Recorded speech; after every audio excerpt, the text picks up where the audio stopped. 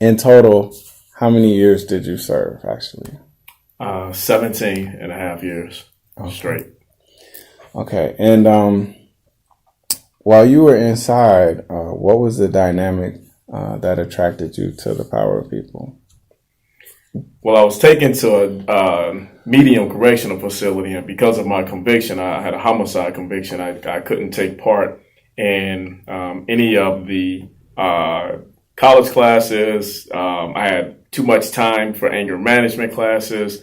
So I was basically barred and blocked from every last single avenue of having any kind of like personal development. And then that's when I heard about the POP classes. And then I heard that there was no restrictions and I could just like come into the classes. And so when I came in, all of the people who I had been doing, many, many years with was already part of the classes. And so it was already attractive to me. So, but then going in there, I was really blown away, by some of, what I began to learn. Okay. And so what was like the difference between the power of people versus the other programming that was offered? It hit closer to home. It resonated really loudly with me. When we, talk about the 5 parts of the self, we talk about our birthright. Just the manner that Pops taught the classes in felt real homely. It felt natural, fatherly, powerful, and dynamic all at the same time. It just resonated and hit home. Wow. And so after you took and completed the class, why did you continue to stay a part of the POP movement? To, continue to get that oxygen, to continue to get fed, knowledge and wisdom, and continue to grow.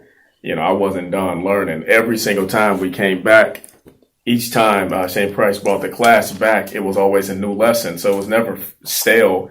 Not one time have I ever seen the same lesson repeated. So every single time he taught the class, each class got their own personalized message, which means each time we were student teachers, we got a whole new lesson. Absolutely. And so at what point, whether on this side of the fence or on the other side of the fence, did you realize you were free?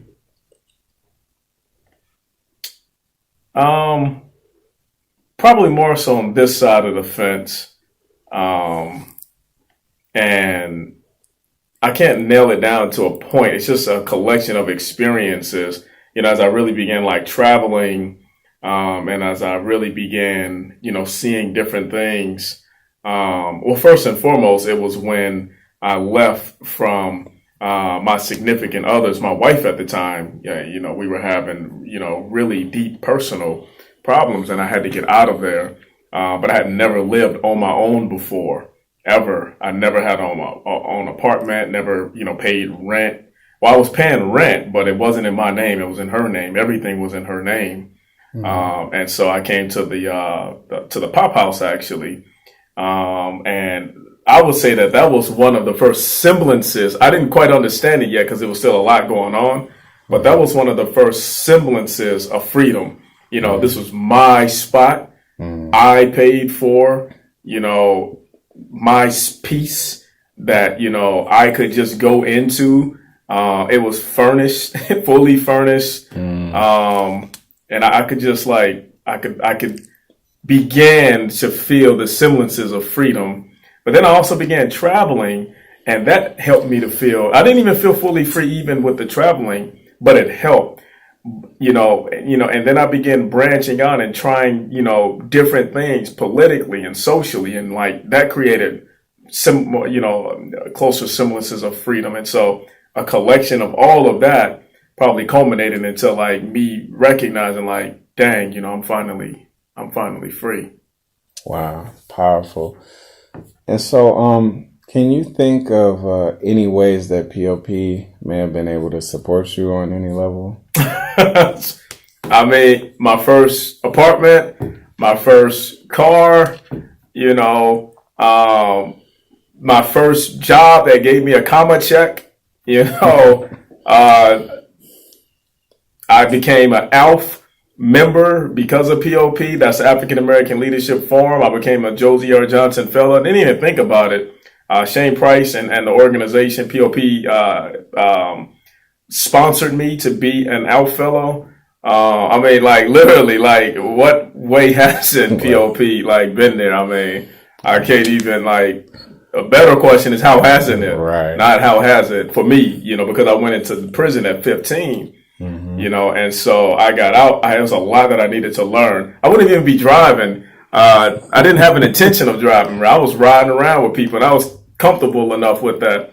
And Shane Price challenged me to like, you know, you need to get your own. He called it a horse. He said every man needs a horse.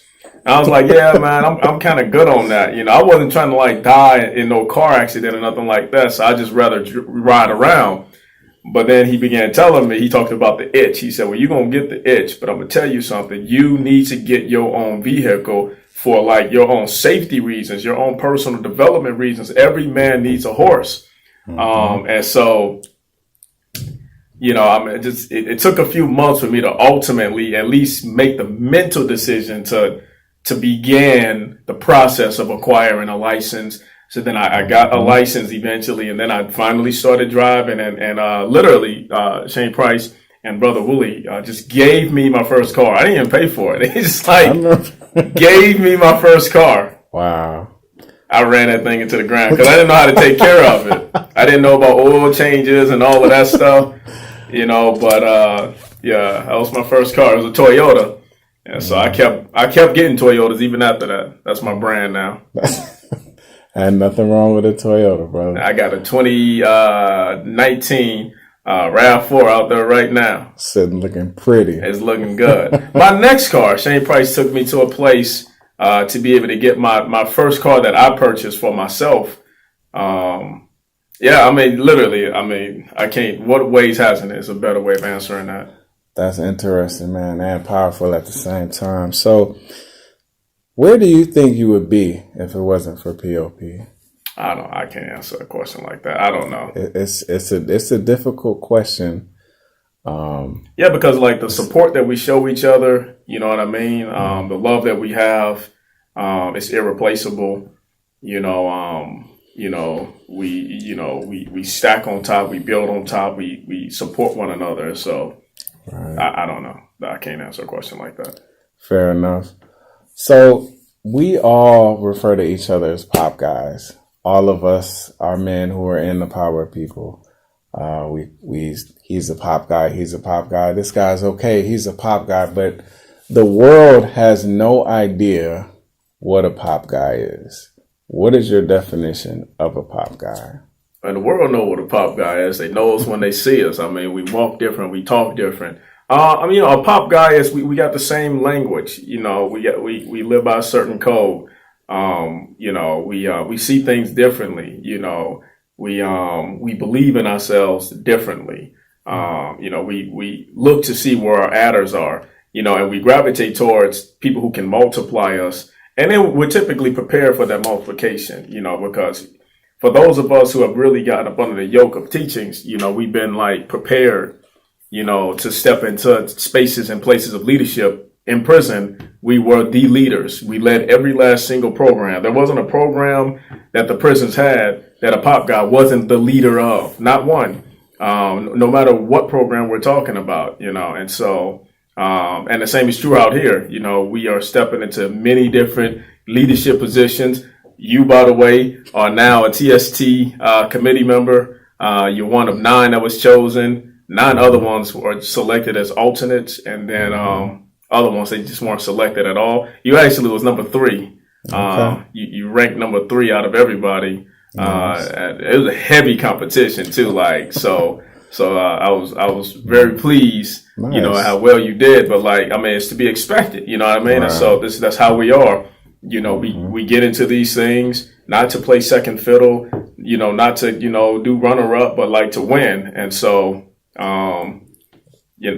Pop guys win. And sometimes that's to our detriment. It's hard for us to give up. You know, it's hard for us to, reverse course because like we're seeking to win. We want to win. Winners win and losers lose. Yes, sir. You know, and so, but we also look to see, if I'm winning, how can you also win at the same time? Right. So that, that's part of our mantra as we read out every last single, every last single meeting that we have, part of our mantra is that if I'm going to seek out how I can win, how can you also win too? Win-win or no deal is what we say. Yes, and so, I mean, just, pop guys are just like pop guys. What can I say? I mean, they know us when they see us. If they looking for us, just look for the leadership. And I just want to say personally, for me, it's been an honor watching your leadership develop. Stop it, brother. Stop it. It's been an honor watching your leadership develop and, witnessing it in motion on so many different levels. I admire everybody in the group, but it's a handful of brothers that I look up to in the group, and you're one of them. And I appreciate that. Yeah, and brothers like you and Brother Will, Amos, you guys are very motivating to me, and I just want to take this time out to say I'm proud of the leadership that you guys show, because it's contagious. And I just wanted to, because we're servant leaders, right. We're so busy serving, we really don't sit back and look at all the great things, that we do. We go from this thing to this thing to this thing to this thing. And so it feels good, you know what I mean? Right. And in saying that, was there any accomplishments or milestones? I know I can think of a laundry list for you, but any type of accomplishments or milestones that you've been able to achieve since you've been released that's kind of stick out to you? I mean, driving, it was a big milestone. That was a big milestone, you know what I mean? And so, getting behind that wheel, Willie actually taught me how to drive.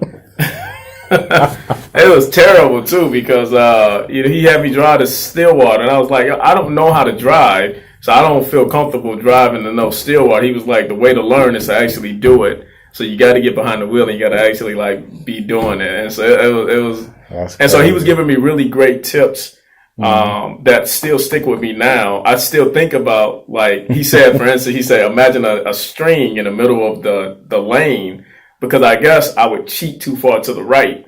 I felt comfortable hugging the line. It was easier for me to drive hugging on that line like that than keeping the thing in the middle was a little bit more complicated for me. You know what I mean? But he was like, yeah, that's interfering with the person in the other lane. That's going to throw them off. They need a little bit of reaction time.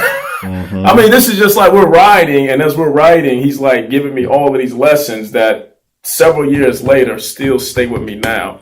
That's a big milestone for me. It's learning how to drive a car at 4 years old. That's when I began driving. People started driving at 16, 17. I was 34. That was big. Yeah. And just other things, organizing within my community, getting involved in politics, working at, as part of campaigns, Rena Moran's campaign, Nikema Libby Pounds' campaign. I'm part of Devonna Pittman's campaign right now, and so, Anika Bowie's campaign, being involved politically, whereas they thought our voices were silenced, and yet we're like, nah, we're not. You and I are right now parties to a lawsuit against the entire state of Minnesota to get 50,000 people their voter rights back. We're going to win that lawsuit. Absolutely. And when we win that lawsuit, we go down in history. Your name, my name, and one other woman's name, our three names are the named plaintiffs in this case. That's another big thing. I work for the ACLU. I mean, how many times have we wrote letters to the ACLU? They wouldn't return a call, wouldn't return a letter, none of that stuff. I'm the they now, right? We just did a lawsuit against Moose Lake, for instance, because of the way Moose Lake was interacted and engaging with the population because of this COVID-19 crisis. And it was a hotbed there. They had an outbreak, right? And it was because of their lax policies and their lax approach to this. And that's why we sued them. And that's why, they're working with us now. Or they'll just lose and the judge will force them. So it's better for them to just negotiate with us now than have a judge force them to abide by. And so just, things like that, all of that stuff is kind of like really servant leadership oriented. But, those are big milestones. Becoming a Josie R. Johnson Fellow. Like, I'm now the chair of the Josie R. Johnson Leadership Academy. I chair, you know what I mean? Like, I chair we just had a meeting last night. I'm looking at all the fellows. Like, these people are like high-ranking government officials, executives, lawyers, doctors, right? And I'm the chair over the entire alumni network. You know what I'm saying? It's like pop guy. You feel what I'm saying? Last night I was chairing the Zoom call, and I was thinking to myself, because this is everybody that you can. Verna Pittman is a fellow. Right? She was one of the first alums. She's on the Zoom call, right? It's like everybody that you can think of or the alum. It's like, and I just had to pause in the middle of me like cheering this Zoom call, like, dang, like I'm straight up the chair right now. A straight pop guy. Wow. That's it's amazing when you think about it. And you've been kind of our liaison to politics. And I enjoy it because you've gotten so many of us, not only the community, but pop guys involved in politics, whereas before it would seem as if it was something fearful, like we would, like people would be like, I can't go in there, and just feel as if we had no voice because of our past, right? And so it's just it's amazing what you've been able to accomplish in the short amount of time you've been home. And I love it. I love it every day, brother. Man. Every day, man. I think about you, man. I think about like how many times have you testified at the Capitol or spoke in the rotunda, at the Capitol, or like that's crazy. Like we are the ones that's driving the change, man. Like literally when we say what the hell that we waiting on, we not looking all around like it's the first right here. It's right here. Like literally the leaders of the changes that we're seeing is like generated right here out of this group. Like, so out here when we're thinking about like who's leading in these areas, who's leading the criminal justice reform charge, this is coming out. This is no different out here than in there in terms of like who's leading. It's us all day. And so my last question would be, if you could tell Brother Shane Price or Dr. Verna anything right now, what would it be? Don't stop.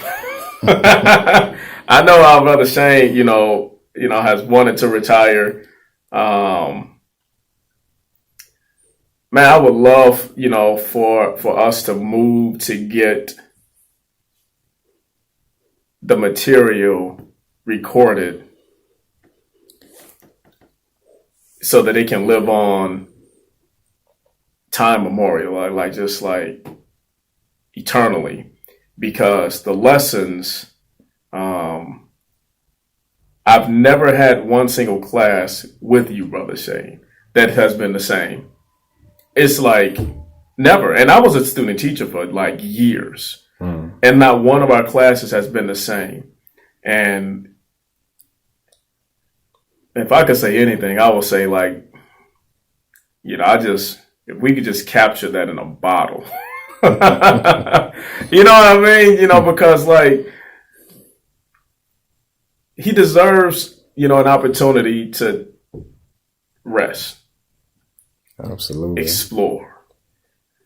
But the lessons that he has, that you, Pops, have imparted to us, are so invaluable and life-changing and life-altering that, the selfishness in some of us, just wants to have you keep going and, keep getting more, because it feeds us. But if I could say anything, I was like, how can we just capture it in a bottle? And thank you for the energy and your essence and the power. And then Dr. Verna, that one too, and then Dr. Verna having the little purple book, the other book, 30 Days to Change Your Life. That was the third book. right? The middle book, I actually used that one, in order to, when my first job getting out of here, when you're dealing with, employers who, aren't the easiest to interact with. It is a how to engage in public space, without drowning. I mean, the 1-2-ness of Dr. Verna and Shane Price is,